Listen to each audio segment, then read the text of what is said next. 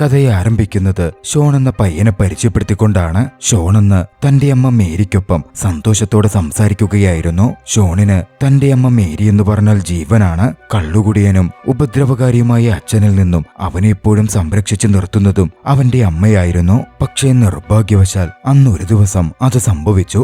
അവരുടെ കാർ മോഷ്ടിക്കാനുള്ള ഒരാളുടെ ശ്രമത്തിനിടയിൽ അവന്റെ കൺമുമ്പിൽ വെച്ച് തന്നെ അവന്റെ അമ്മ കൊല്ലപ്പെടുകയാണ്. കൺമുമ്പിലുള്ള അമ്മയുടെ ആ മരണം അവന് വലിയ ഷോക്കിംഗ് തന്നെയായിരുന്നു. പിന്നീട് അവന്റെ അച്ഛൻ അവനെ അവിടെ നിന്നും മറ്റൊരു നെയ്ബർഹുഡിലേക്ക് മാറ്റി. ഷോൺ വളർന്ന് കൗമാരപ്രായത്തിലേക്കും എത്തി.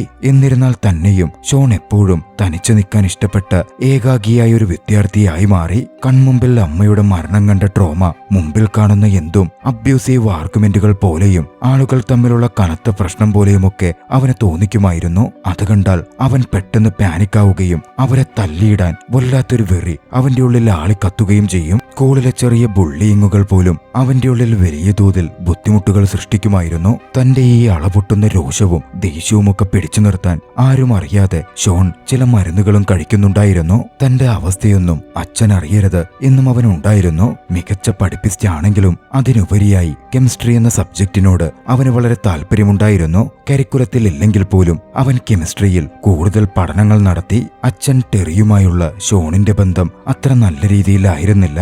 അമ്മയുടെ മരണശേഷം അച്ഛൻ ടെറി ഷോണിനോട് അടുപ്പം കാണിക്കാനൊക്കെ ശ്രമിച്ചെങ്കിലും ഷോൺ അതിൽ നിന്നും അകന്നു നിന്നു. അച്ഛനും മകനും എന്നതിലുപരി ഒന്നിച്ച് താമസിക്കുന്ന രണ്ടപരിചിതർ പോലായിരുന്നു അവർ. ഷോണിന്റെ ജീവിതം സാധാരണഗതിയിലേക്ക് കൊണ്ടുവരാൻ ഷോണിന്റെ അച്ഛൻ ഒരുപാട് ശ്രമിച്ചെങ്കിലും ഒന്നും നല്ല രീതിയിൽ നടപ്പിലാവുന്നുണ്ടായിരുന്നില്ല.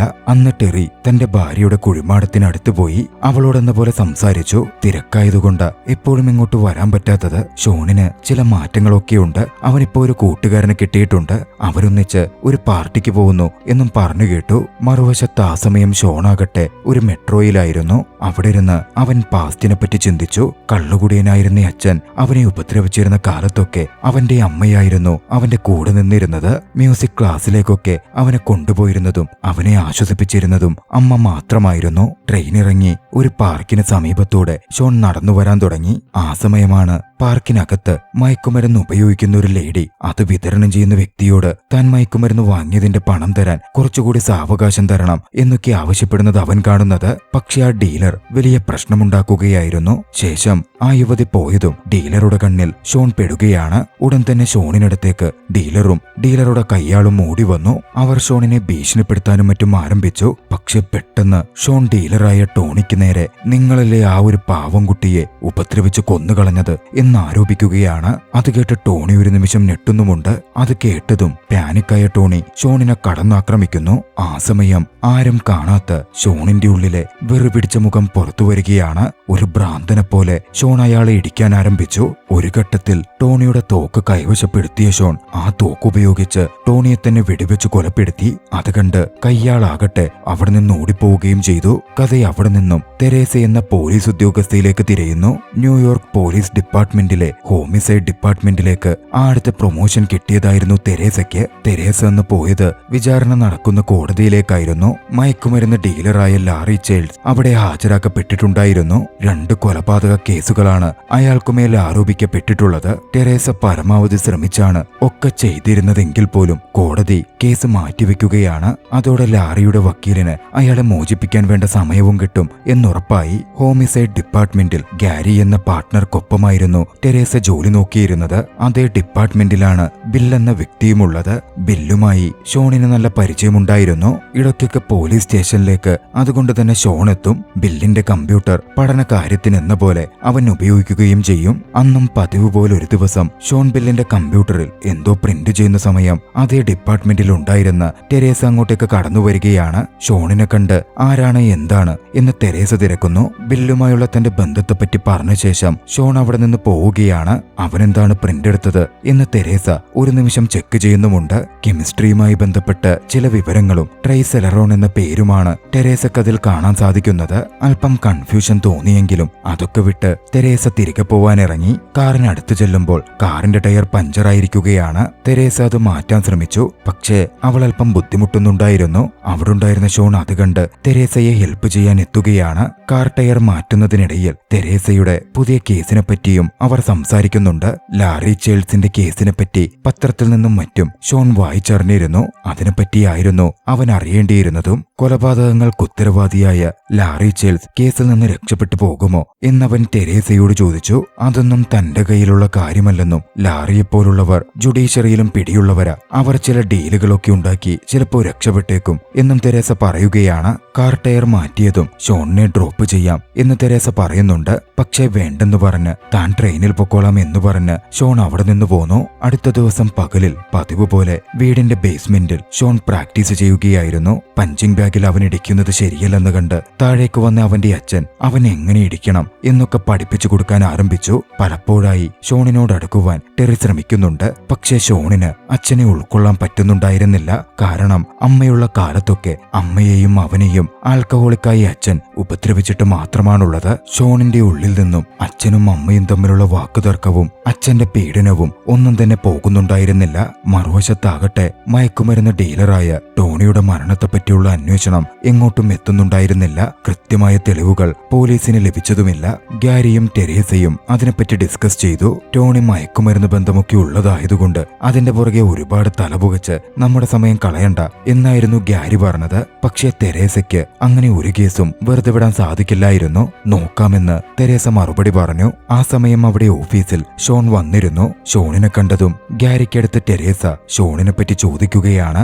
ഗാരി ഷോണിനെ പറ്റി വിശദമായി പറഞ്ഞു. 10 കൊല്ലം മുമ്പ് ഒരു അപകടത്തിൽ അവന്റെ അമ്മ അവന്റെ കൺമുമ്പിൽ വെച്ച് കൊല്ലപ്പെട്ടിരുന്നു. അന്നു മുതൽ അവൻ സ്ഥിരമായി ഇവിടെ ഡിപ്പാർട്ട്മെന്റിൽ വരാറുണ്ട്. ഓരോ ദിവസവും വരുന്ന ക്രിമിനലുകളുടെയൊക്കെ ഫോട്ടോ അവൻ നോക്കിക്കാണും. എന്നെങ്കിലും അതിൽ നിന്നും അവന്റെ അമ്മയുടെ കൊലപാതകിയെ കണ്ടുകിട്ടും എന്ന പ്രതീക്ഷയിലാണ് അവൻ ജീവിക്കുന്നത്. തുടർച്ചയായി അങ്ങനെ വന്നുവന്നാണ് അവൻ തങ്ങളൊക്കെയുമായും ഡിറ്റക്റ്റീവ് ബില്ലുമായും പരിചയത്തിലാകുന്നതും. ഒരു ദിവസം ടെരേസ ഷോണിന്റെ അടുത്തേക്ക് ചെന്നു. ബില്ലിന്റെ കമ്പ്യൂട്ടർ നോക്കുകയായിരുന്ന അവനടുത്ത് അവന്റെ അമ്മയുടെ കൊലപാതകിയെ കണ്ടെത്താൻ താൻ സഹായിക്കട്ടെ എന്ന് ചോദിച്ചു.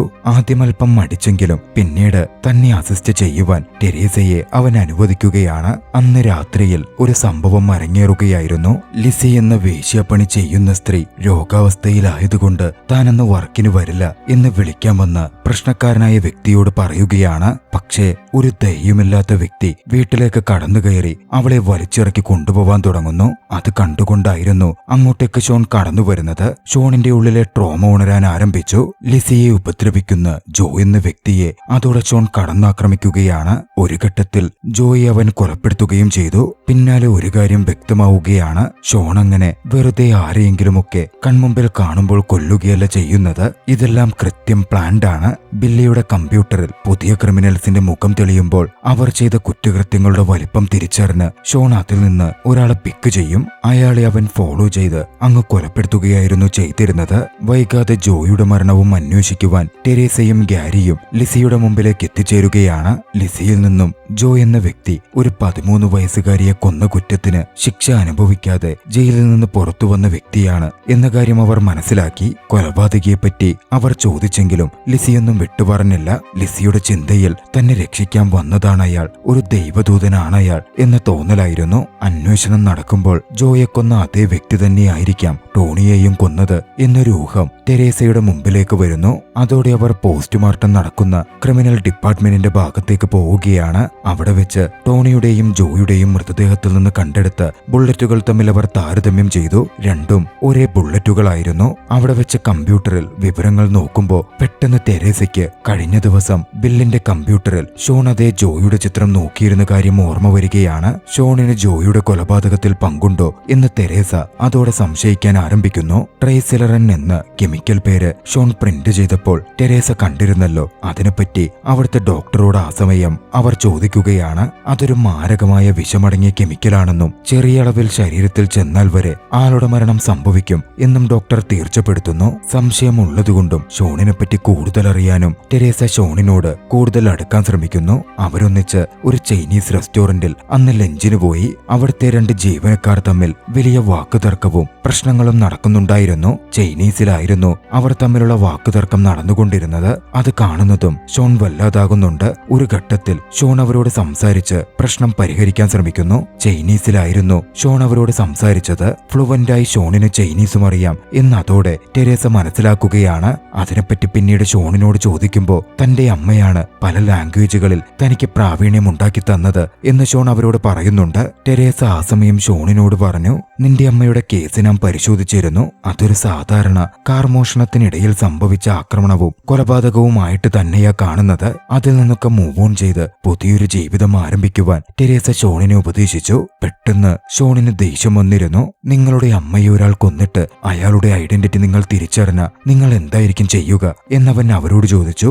എന്തു തന്നെയാണെങ്കിലും ഒരാൾക്കുമേൽ കുറ്റം ചാർജ് ചെയ്യണമെങ്കിലും അയാളെ ശിക്ഷിക്കണമെങ്കിലും വേണ്ടത് തെളിവുകളാണ്. അതില്ലാത്തിടത്തോളം ഒന്നിനും സാധിക്കില്ല എന്ന് ടെരേസ വ്യക്തമാക്കുകയാണ്. ഷോണിന്റെ ഉള്ളിലെ വെറി മുഴുവൻ ആ സമയം പുറത്തു വന്നു. തെളിവുകളുടെ അഭാവത്തിൽ രക്ഷപ്പെട്ടു പോകുന്ന ക്രിമിനലുകളെ പറ്റിയും ലാറി ചേൾസ് അടക്കമുള്ളവരെ പറ്റിയും ഷോൺ രോഷത്തോടെ സംസാരിച്ചു.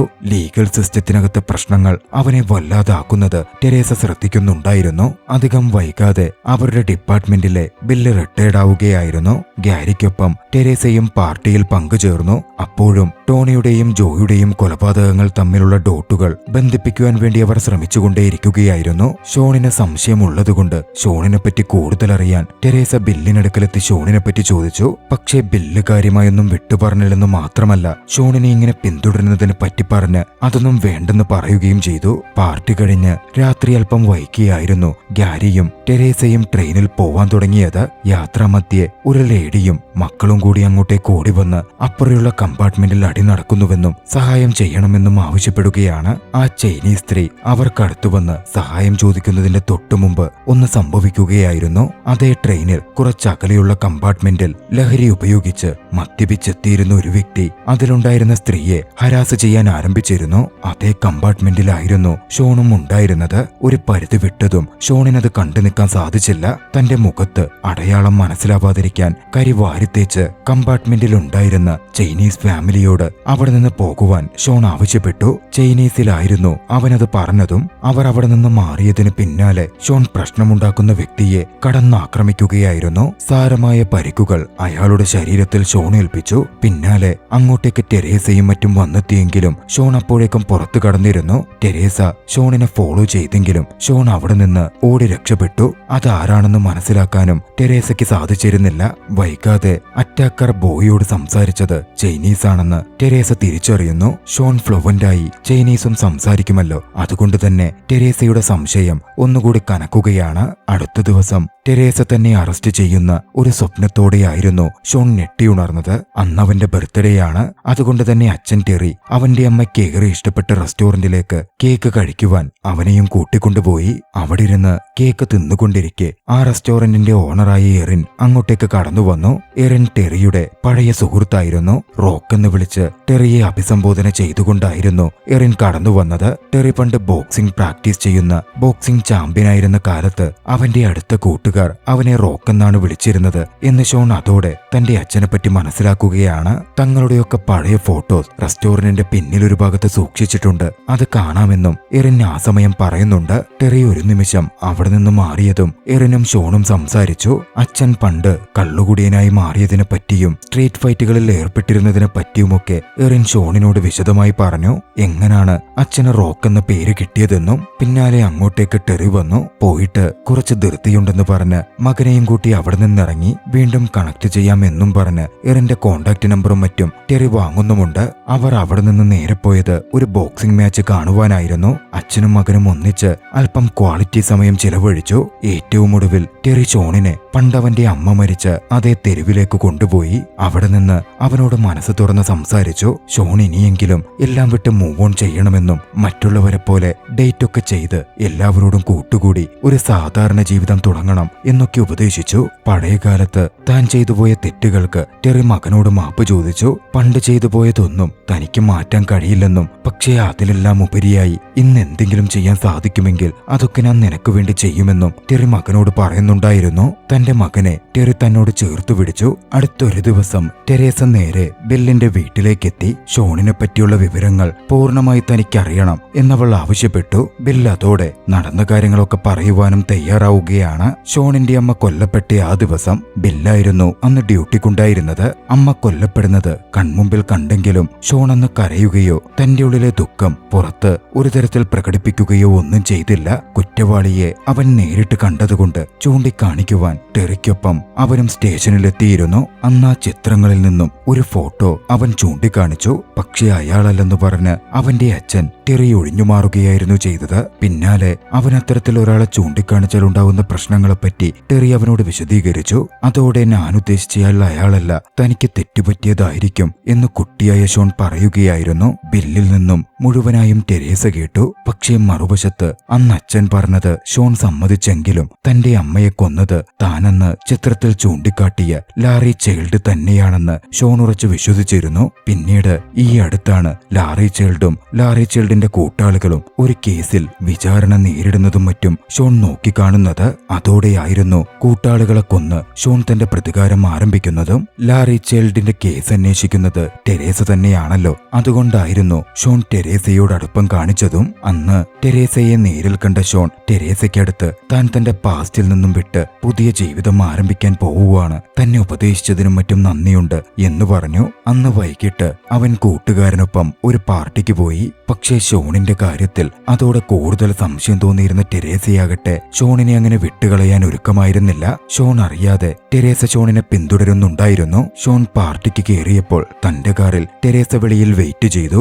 ആ സമയം ഗാരിയിൽ നിന്നൊരു വിവരവും അറിഞ്ഞു. ഡിസ്ട്രിക്ട് അറ്റോർണിയെയും മറ്റും സ്വാധീനിച്ച് ലാറി ചൈൽഡ് ചെറിയ ശിക്ഷാ കാലാവധി നേടിയെടുത്തെന്നും മയക്കുമരുന്ന് കച്ചവടത്തിനുള്ള ശിക്ഷ 2 കൊല്ലം മാത്രമാണ് അയാൾക്ക് ലഭിച്ചതെന്നും മർഡർ കേസുകളിൽ നിന്ന് അയാൾ അതുകൊണ്ട് വിദഗ്ധമായി രക്ഷപ്പെട്ടു എന്നുമായിരുന്നു അത്. പാർട്ടി അറ്റൻഡ് ചെയ്തുകൊണ്ടിരിക്കെ പെട്ടെന്ന് പഴയൊരോർമ്മ ഷോണിന്റെ മനസ്സിലേക്ക് ഓടിയെത്തുകയാണ്.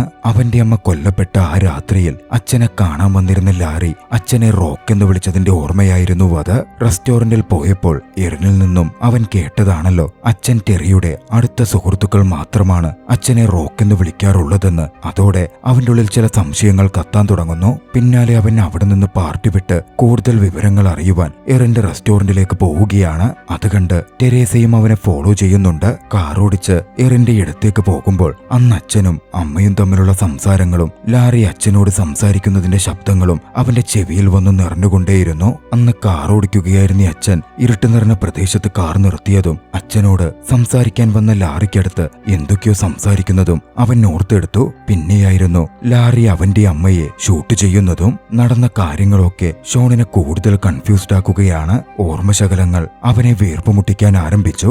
എറിന്റെ റെസ്റ്റോറന്റിലേക്ക് കടന്നു കയറി എന്തെങ്കിലും ക്ലൂ കിട്ടുമോ എന്ന് ഷോൺ നോക്കി. ടെരേസ ഷോണിനെ പിന്തുടർന്ന് അങ്ങോട്ടേക്ക് എത്തുമ്പോഴേക്കും റെസ്റ്റോറന്റിൽ അതിക്രമിച്ച് കയറിയിരുന്ന അവൻ അവിടെ നിന്നും പോയി കഴിഞ്ഞിരുന്നു. അകത്തേക്ക് കയറിയ ടെരേസയ്ക്ക് അവിടുള്ള പഴയകാല കുറെ ഫോട്ടോസ് കണ്ടുകിട്ടുകയാണ്. അതിൽ ഷോണിന്റെ അച്ഛൻ ടെറിയും ലാറി ചൈൽഡും ഒന്നിച്ചു നിൽക്കുന്ന അവർ സുഹൃത്തുക്കളാണെന്ന് സൂചിപ്പിക്കുന്ന കുറെ ഫോട്ടോസും ഉണ്ടായിരുന്നു.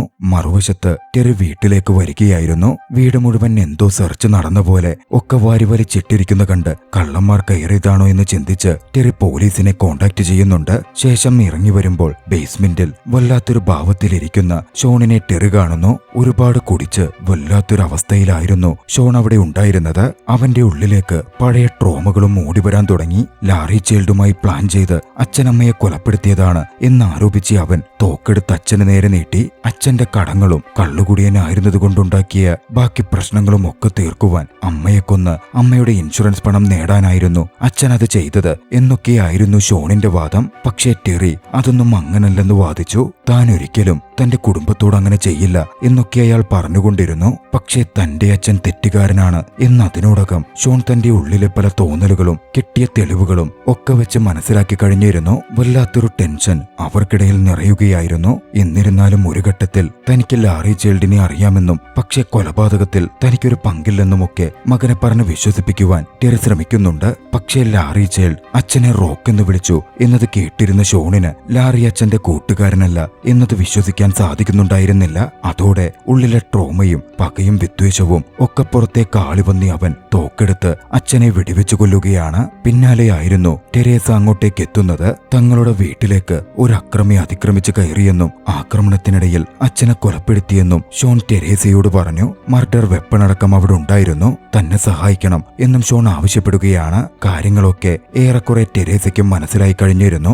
എല്ലായ്പ്പോഴും നീതി നടപ്പിലാവുക നിയമത്തിലൂടെ മാത്രമല്ല എന്ന് ആ നിമിഷം ചിന്തിച്ച ടെരേസ ഷോണിനെ സഹായിക്കുകയാണ്. ആ മർഡർ വെപ്പൺ ടെരേസ കൊണ്ടുപോയി കടലിലേക്ക് എറിഞ്ഞു കളഞ്ഞു. ഷോണിനെ പ്രശ്നങ്ങളിൽ നിന്നൊക്കെ ടെരേസ ഒഴിവാക്കി കൊടുത്തു. പിന്നീട് കുറച്ച് നാളുകൾ കഴിഞ്ഞ് ജയിലിലായിരുന്ന ലാറി ചൈൽഡിന് ഷോണിന്റെ ഒരു കത്ത് വരികയാണ്. ലാറി ചൈൽഡ് പണ്ട് ചെയ്ത തെറ്റിന് ലാറിയോട് താൻ ക്ഷമിക്കാൻ ആഗ്രഹിക്കുന്നുവെന്നും എന്നിരുന്നാലും തനിക്ക് സത്യം അറിയണമെന്നും തന്റെ അച്ഛന് ഈ കൊലപാതകത്തിൽ പങ്കുണ്ടോ എന്നത് തന്നെ അറിയിക്കണമെന്നും ഷോൺ ആ കത്തിലെഴുതിയിരുന്നു. മറുപടി അയക്കാൻ എളുപ്പത്തിന് ഒരു എളുപ്പവഴിയും ഷോൺ ആ കത്തിനൊപ്പം ചേർത്തു വെച്ചു. സെൽഫ് അഡ്രസ് ചെയ്ത ഒരു കാർഡായിരുന്നു അത്. ഒപ്പം 2 സ്റ്റാമ്പുകളുമുണ്ട്. ചുവന്ന സ്റ്റാമ്പും ഒരു കറുത്ത സ്റ്റാമ്പും. അച്ഛൻ നിരപരാധിയാണെങ്കിൽ ചുവന്ന സ്റ്റാമ്പ് ഉപയോഗിക്കാനും അല്ലെങ്കിൽ കറുത്ത സ്റ്റാമ്പ് ഉപയോഗിക്കാനും അവൻ പ്രത്യേകം കുറിച്ചു. അത്തരത്തിൽ മറുപടി കത്തെത്തുമ്പോൾ തനിക്ക് സത്യം മനസ്സിലാകുമെന്നും ഷോൺ അതിൽ എഴുതിയിരുന്നു. ലാറി പിന്നാലെ മറുപടി കാർഡിൽ മറുപടി കത്തിൽ സ്റ്റാമ്പ് ഒട്ടിച്ചു. ഷോണിന് ആ ലെറ്റർ വന്നെത്തുകയാണ്.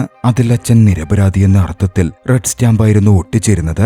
ലാറി ഒരിക്കലും സത്യം പറയില്ല എന്ന് ഷോൺ മുൻകൂട്ടി കണ്ടിരുന്നു. അതുകൊണ്ട് തന്നെ അയച്ച സ്റ്റാമ്പുകളിൽ അവൻ പണ്ട് റിസർച്ച് ചെയ്ത് കണ്ടെത്തിയ കെമിക്കൽ മൂലകം പശയുടെ ഒപ്പം ചേർത്തവൻ ഉപയോഗിച്ചിരുന്നു. സ്റ്റാമ്പ് ഒട്ടിക്കാൻ നാവിൽ സ്റ്റാമ്പ് തൊട്ടതും അത് ശരീരത്തിൽ പ്രവേശിച്ച് ലാറി ജയിലിൽ വെച്ച് തന്നെ കൊല്ലപ്പെടുകയായിരുന്നു. ലാറിയോട് ഷോൺ ഒരിക്കലും ക്ഷമിച്ചിരുന്നില്ല. ജയിലിൽ വെച്ച് തന്നെ ലാറിയെ വകവരുത്താൻ ഷോൺ കണ്ടെത്തിയ വഴിയായിരുന്നു അത്. തന്റെ പ്രതികാരങ്ങൾ പൂർണ്ണമായതോടെ ഒരു സാധാരണ മനുഷ്യനായി ഷോൺ ജീവിക്കാൻ ആരംഭിച്ചു. ആ ദൃശ്യങ്ങളോടെ ചലച്ചിത്രം അവസാനിക്കുകയാണ്. രസകരമായ ചലച്ചിത്രം നിങ്ങൾക്കിഷ്ടമായെങ്കിൽ വീഡിയോ ലൈക്ക് ചെയ്യുക. അഭിപ്രായങ്ങളും നിർദ്ദേശങ്ങളും കമന്റുകളിൽ രേഖപ്പെടുത്തുക. കഴിയുമെങ്കിൽ ചാനൽ സബ്സ്ക്രൈബ് ചെയ്തും കൂട്ടുകാർക്ക് ഷെയർ ചെയ്തു കൊടുത്തും ഞങ്ങളെ സപ്പോർട്ട് ചെയ്യുക. അടുത്ത എപ്പിസോഡിൽ മറ്റൊരു മികച്ച ചലച്ചിത്രവുമായി നമുക്ക് കണ്ടുമുട്ടാം. അതുവരെ ബായ്.